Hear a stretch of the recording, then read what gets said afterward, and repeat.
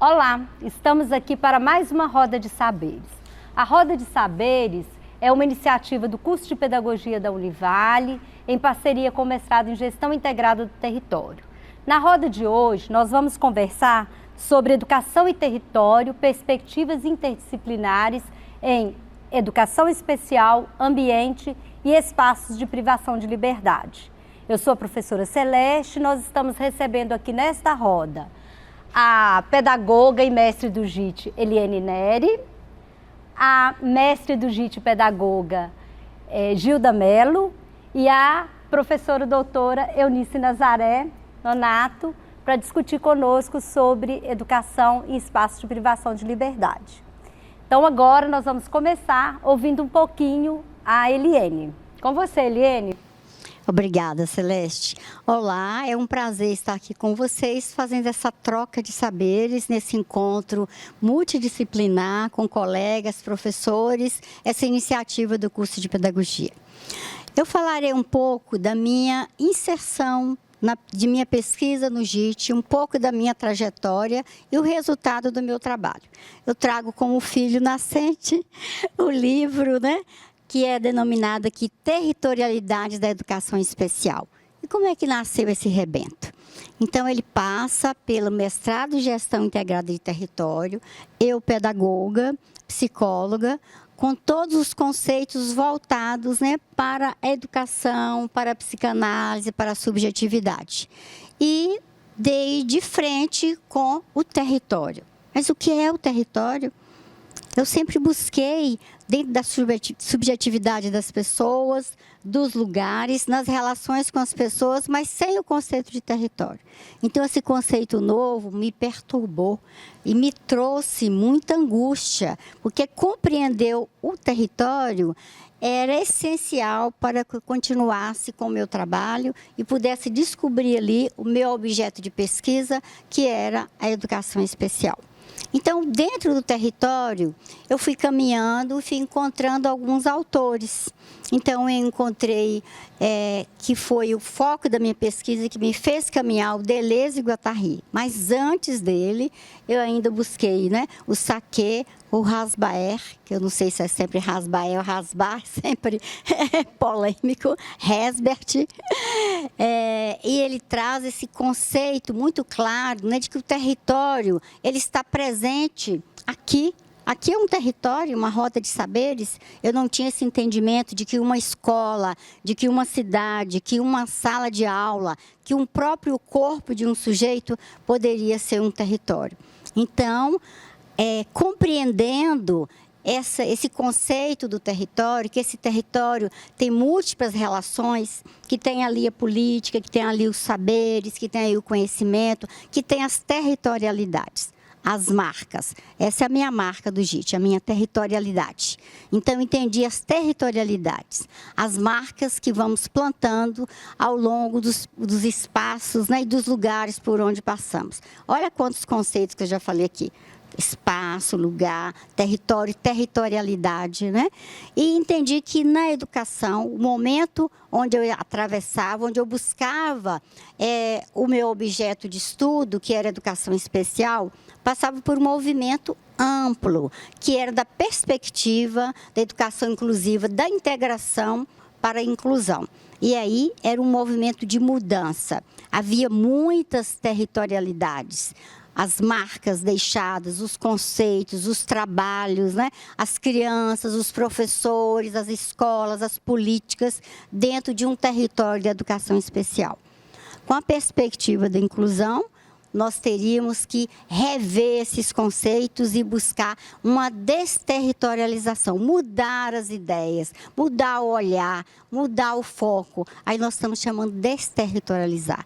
Compreender novos conceitos e reterritorializar. Arrumar a casa para receber as crianças, mudar o nosso modo de pensar de integração para a perspectiva inclusiva. E caminhando nesse processo de desterritorializar, reterritorializar, foi onde o meu trabalho, o meu objeto de pesquisa se fez numa escola de educação especial de Governador Valadares, que é a escola Paulo Campos Guimarães. Hoje a escola já fechou, e fechou nesse movimento da perspectiva, de que nós não deixaríamos, no caso a perspectiva da educação inclusiva, que não iria haver uma escola só para pessoas com deficiência. A escola era para todos. E o meu momento, o meu objeto de pesquisa foi essa escola, buscando compreender como que os professores, diziam sobre essa mudança de desterritorializar e reterritorializar dentro da perspectiva da educação inclusiva. Então, foi um trabalho muito interessante que trouxe, como fruto, análises, observações, memórias dos professores, marcas da territorialidade dessa escola e dos sujeitos dessa escola, alunos e professores, E esse é o produto do nosso trabalho aqui no JIT. Obrigada, Eliene. Então, nós ouvimos um pouco sobre a educação especial, e esse movimento, como é possível correlacionar, educação especial e território. E agora nós vamos ouvir um pouquinho sobre ambiente e território. É um prazer imenso, meu nome é Gilda, como a Celeste já colocou. E é um prazer imenso estar aqui novamente, retornar a essa casa, a esse lugar. E hoje, assim, conforme a Eliene colocou, eu também me aventurei juntamente, como mestranda na época, entre 2017 a no finalzinho de... até 2018, que trabalhei com a professora Celeste. E nós nos aventuramos tratar da educação ambiental com os sujeitos da EJA. Nós buscamos trabalhar quais eram, o nosso objeto de pesquisa foi as percepções dos sujeitos da educação de jovens e adultos sobre o Rio Doce. Esse foi o nosso tema da nossa pesquisa. Nossos sujeitos foram de uma escola pública situada às margens do Rio Doce, que é aqui no bairro Universitário, bairro São Pedro, e a gente trabalhou com a categoria de jovens e adultos.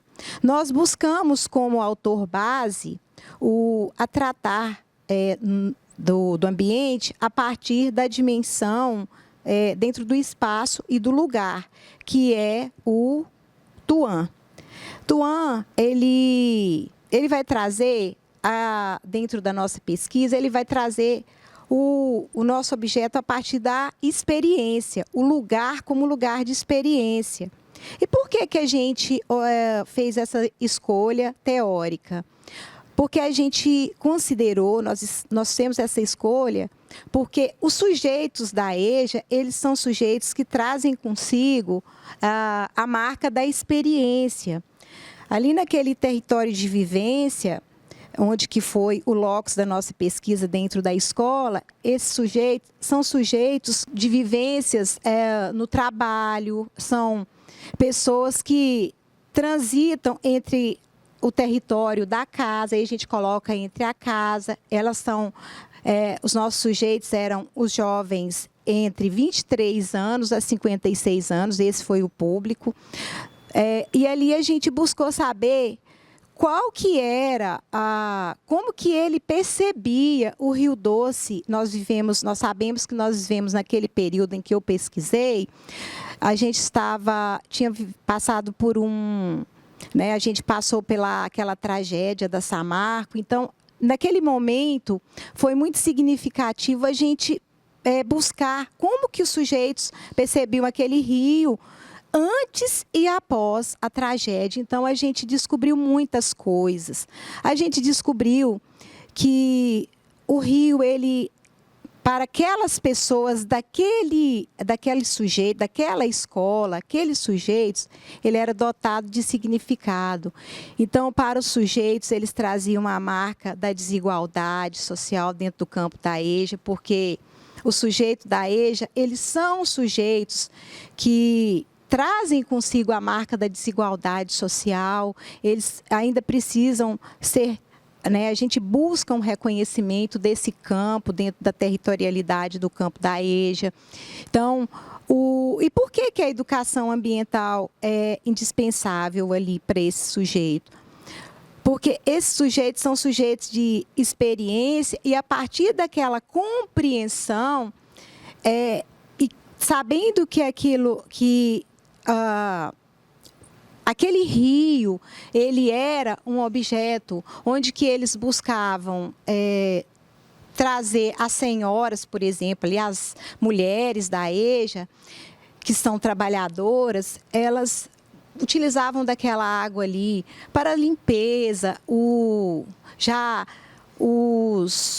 então, assim, elas tinham medo. Então, no nosso autor, que é Tuan, ele, após a tragédia, então a gente viu que aquelas pessoas, aquele público, aquele sujeito que a gente pesquisava, o que era amado, aquele rio que era tão utilizado dentro que trazia a marca da topofilia, que era a marca do amor, a marca da segurança, né? Ele passa, então, a ser visto pela marca da topofobia. E o que é isso, topofobia? É a marca do medo, né? Então, a da insegurança. Então, quando a gente pega a dimensão dentro do nosso autor, que é Tuan, ele vai trazer para a gente a dimensão de que o lugar é dotado de significado. Esse significado desse lugar, ora ele pode ter as marcas do amor, da segurança, ele é o lugar que acolhe, aquele rio era o que matava a sede, que servia para, higienizar, então ele era acolhedor para ele era de vivência. Agora, ao passo que após essa tragédia, para eles já passam a ter uma aversão. Então, esse foi, assim, os nossos achados, foi isso. Então, a gente percebe que o lugar, ele é dotado de significado e que os sujeitos, dentro da educação ambiental, precisam de fazer, a partir da teoria de Paulo Freire, é possível a gente fazer uma educação ambiental dentro do campo da EJA, a partir de uma teoria crítica. Obrigada, Gilda. Para fechar esse bloco, nós discutimos a educação especial, o movimento de territorialização, desterritorialização, nova construção de territorialidades, e a Gilda vai trazer para nós duas perspectivas de análise ambiental, a perspectiva a partir do geógrafo e Futuan, a perspectiva tanto da topofilia, da nossa experiência positiva com os lugares, quanto da topofobia. E vai lembrar, como uma marca bem dolorosa para nós, o rompimento da barragem de Fundão, que tem sido também estudado no JIT, de modo muito forte, e a gente tem também trabalhos no campo da educação discutindo essa temática ambiental.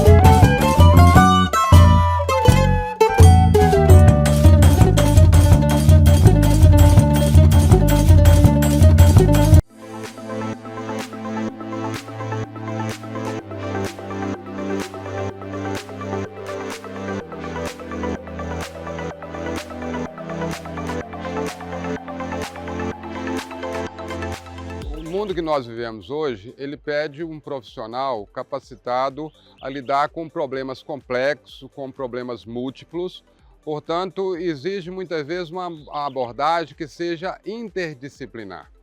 Se no passado, no século XX, a especialização, né, era característica, no século XXI é a capacidade holística, a capacidade de ampliar os horizontes. Então, a interdisciplinaridade passou a ser central. E aí, né, nessa região em que a Univale está inserida, a Univale precisa formar profissionais que sejam capazes de dar resposta aos grandes dilemas e contribuam para o desenvolvimento da região. Então, daí ela propôs um mestrado que seja interdisciplinar, aberto a profissionais de todas as áreas. Trabalhando a gestão integrada do território, né? A questão interdisciplinar, ela vem muito à tona.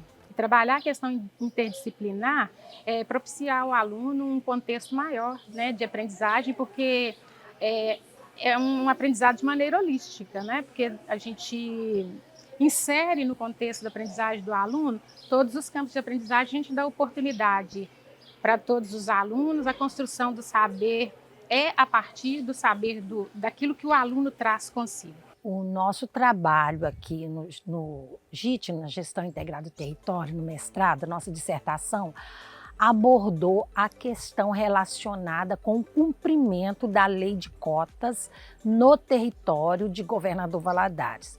Sob a perspectiva da teoria das representações sociais, nós trabalhamos em torno do que viria a ser esse cumprimento da lei de cotas, sob o olhar do gestor, do empresário, sob o olhar da pessoa com deficiências, que à época nós chamávamos de PNE, portador de necessidades especiais, não se usa mais essa nomenclatura, então das PCDs, e sob a perspectiva do Poder Judiciário. Falar sobre aprendizagem, quando a gente é pedagogo, é uma situação assim, muito interessante, porque envolve o saber como o aluno aprende, de que maneira, e principalmente a gente enxergar que nas situações vulneráveis, né, porque nossos alunos, os alunos com os quais eu trabalho, são alunos, né, de territórios de vulnerabilidade.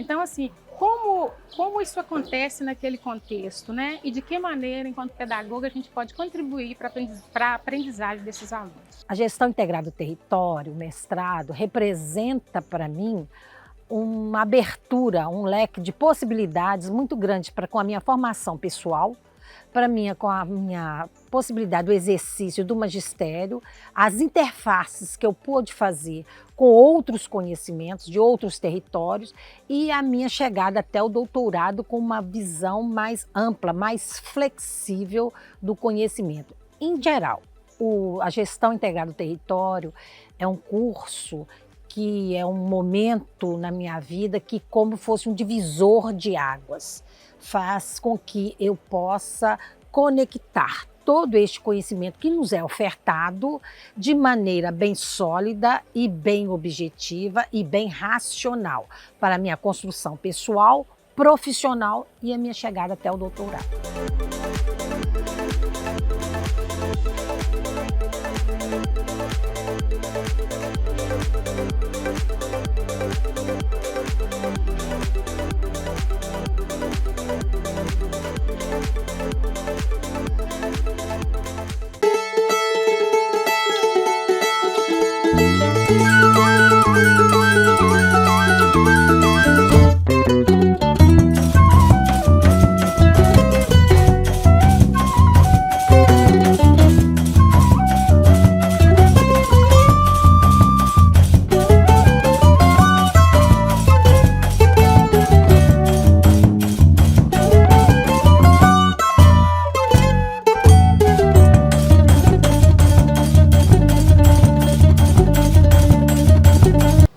Estamos de volta com essa roda de saberes com o tema Educação e Território.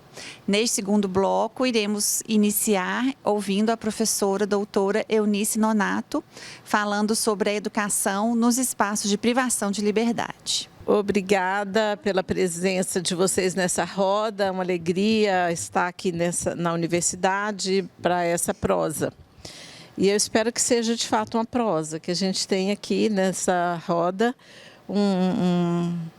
espaço para vocês perguntarem e a gente fazer algumas trocas. Celeste, ao nos convidar para falar sobre esses trabalhos realizados no espaço de privação de liberdade, sempre me provocam a dizer não, mas eu acabo dizendo sim, né? Então, estou aqui e esse tempo, essa tarde, ela é importante para a gente poder falar um pouco das nossas experiências que são marcadas por muitas emoções. Acho que durante 18 anos nós trabalhamos com educação em prisão. E nesse período, mais aprendemos do que ensinamos. E esse processo de pensar o espaço de privação de liberdade como um território nos ensinou principalmente a experiência desse sujeito que está privado de liberdade tem uma correlação enorme com o tempo e com o espaço. Todo o tempo vivenciado por uma pessoa privada de liberdade, dentro de um espaço onde ele não tem muitas liberdades, criam territorialidades ou fortalecem outras territorialidades ou favorecem experiências desse sujeito relacionadas ao tempo e o espaço vivido ali. Então, o campo de estudos da educação em prisão é um campo extremamente fértil. E durante esses 18 anos, nós estivemos nos preocupando em estudar o que é que essas pessoas aprendem nesse tempo em que elas estão privadas de liberdade. Essas aprendizagens fazem sentido para elas depois que elas saem da prisão? Qual é a relação desse sujeito com as experiências ligadas à escola? A escola, dentro desse espaço, ela tem peculiaridades? Ou ela é uma escola como qualquer outra fora do espaço escolar? Qual é a relação, ou qual seria a relação da escola dentro de uma instituição de privação de liberdade com a escola que existe fora desse espaço de privação de liberdade? Todas essas questões foram questões com as quais nós nos preocupamos em compreender durante esse tempo que estivemos envolvidos, né, com a pesquisa correlacionando educação e privação de liberdade. O que tem em comum, o que eu gostaria de destacar nessa conversa com vocês, nesse momento, e também provocada pela presença das nossas alunas de pedagogia que estão aqui na plateia e outras pedagogas que estão aqui nessa roda, é principalmente que há uma relação muito próxima da escola com a privação de liberdade. Aproximadamente 96,8% dos jovens privados de liberdade são pessoas que tiveram uma experiência de fracasso escolar. Esse fracasso escolar, esse fracasso na educação escolar, faz com que esse sujeito pula o muro da escola, usando aqui uma metáfora, né? E ao sair da escola, ele vai ser reencontrado lá na escola de privação de liberdade. Quase todos os meninos, eu era inspetora escolar, né, e percorria as escolas, muitas escolas da região, e ao chegar na escola do sistema socioeducativo, eu reencontrava esses meninos lá. Então, há uma forte vinculação entre o trabalho que é executado ou as experiências desse sujeito no território escolar fora da prisão e uma reprodução de outras experiências desse sujeito nas escolas dentro da prisão. Isso é muito importante. Não dá para pensar a educação nesse século sem olharmos para a juventude. Eu tive a oportunidade de falar ainda há pouco na sala, né, de vocês, alunos mestrandos, que o conceito e a categoria território é uma experiência do tempo presente, é da modernidade. É de agora, não se falava, possivelmente a minha experiência e de alguns, talvez a sua, tenha sido de sair da infância e já entrar na vida adulta. Eu comecei a trabalhar, tinha 10 anos de idade. os nossos pais, os nossos avós, muitas das pessoas da minha geração para trás, elas não vivenciaram essa experiência chamada juventude. Então, se a juventude é uma experiência desse tempo, pesquisadores, pessoas ligadas à educação têm que se preocupar com ela. Esse jovem que está na escola, ele precisa ser compreendido. E compreendido na sua multiplicidade de experiências, na sua multiplicidade de territorialidades. A sua relação com o tempo e espaço, ela tem que ser percebida para além daquilo que nós enxergamos. Né? Daqui, do menino que apronta, do menino que xinga, do menino que agride, do jovem que mata. Essa semana fomos aí, vivemos a experiência, né, de tantas mortes, de tantos ataques às escolas. É preciso entender quem é esse jovem, e é a pesquisa, é a sociologia da juventude, são os autores da sociologia da juventude que vão nos ajudar a compreender quem é esse jovem. E também olhar para a educação, né? Como que os conceitos do campo da educação vão nos ajudar a compreender essas experiências dos jovens e essas experiências que são colaboradoras, né? Daquilo que a gente considera como a maior potência da educação, que é a transformação de experiências dos sujeitos. A educação ela é potente para transformar as nossas experiências, e é nisso que a gente aposta. Por isso a pesquisa ela é importante nesse espaço. Obrigada, Eunice. Bom, tivemos aqui 3 temas que acho que geram bastante provocação, ideias. Temos estudantes, pessoas ligadas à educação. Eu acho que dá tempo, é possível que a gente tenha aí uma participação. Alguma pergunta? Posso voltar aqui?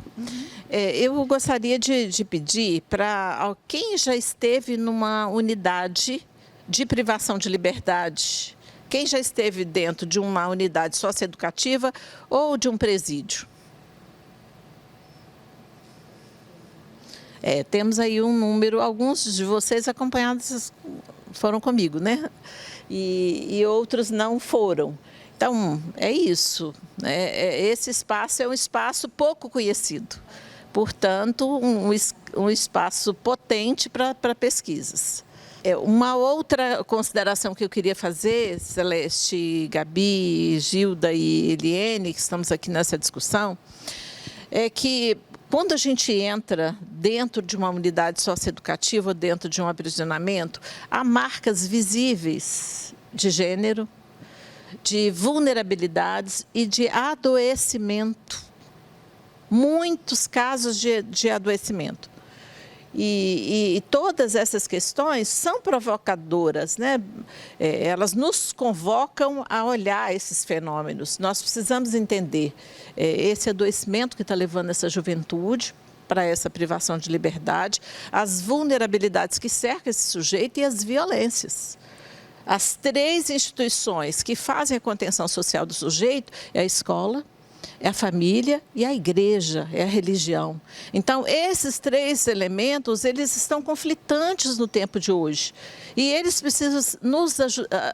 Esse conflito, ele precisa ser discutido para que a gente se dê conta de saber o que fazer com, de certo modo, o caos que tem sido a educação e a educação, em especial a educação nos espaços de privação de liberdade.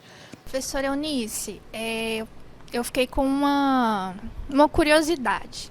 Nas suas pesquisas, nas suas andanças, em relação à escola, você disse que você viu muitos alunos que pularam os muros da escola convencional e foram parar lá na escola de privação de liberdade, a escola dentro, né, do sistema socioeducativo.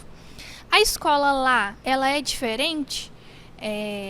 Você, nas suas pesquisas, você abordou isso? Você observou se a escola é diferente, se ela faz a diferença? Pergunta difícil não vale. Não te disseram isso? Então, a escola, do ponto de vista curricular, ela é igual. Do ponto de vista do currículo, ela é igual. O problema é que ela deveria ser diferente. A gente trata os diferentes de modo diferente. Esse é o princípio da equidade que a educação nesse espaço requer. E, infelizmente, ele não é vivenciado. Se oferece dentro do espaço a mesma modalidade, as mesmas metodologias que foram causa do fracasso quando ele saiu da escola. E aí a escola tem sentido para esse jovem? Eu te devolvo a pergunta. Bom, tivemos então 3 apresentações que, apesar de parecerem tão diferentes, têm um ponto de ligação.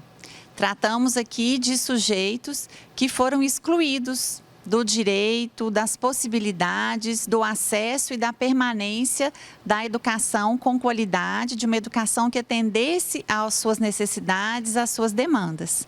Então, quando a gente fala dos alunos da educação especial, que a Eliane estudou, e dos professores também que viveram esse processo, essa mudança de lógica, então, da lógica da integração à lógica da inclusão. Isso veio a partir de lutas, de demandas. A Gilda trouxe os estudantes da educação de jovens e adultos, que também têm esse processo, Eles estão retomando a escola em momentos de vida diferentes, porque tiveram que, não puderam permanecer na escola, em função de demandas, de necessidades e muitas vezes de uma falta de preparação também da escola para as suas possibilidades e para as suas necessidades. E no caso das pessoas que estão em situação de privação de liberdade, também a gente encontra essa marca, São pessoas, como a professora Eunice falou, que saíram da escola.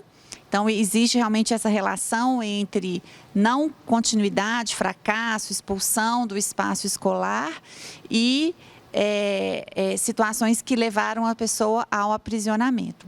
Então, a gente percebe que essas questões não são novas, essas questões são tratadas pela educação, pela pedagogia há muitos anos e são desafios que se renovam, que se colocam novamente, que se colocam hoje no dia, na educação atual, na educação contemporânea.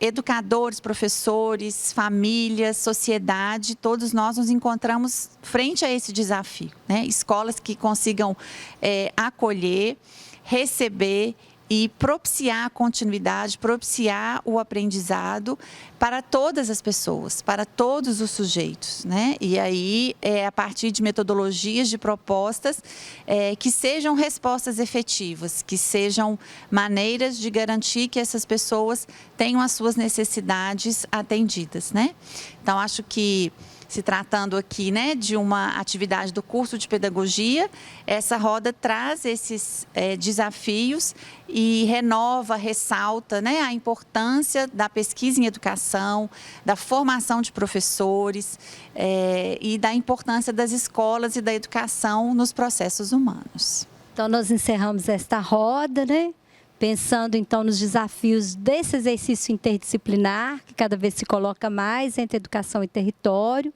nessa parceria aí com o mestrado em gestão integrada do território.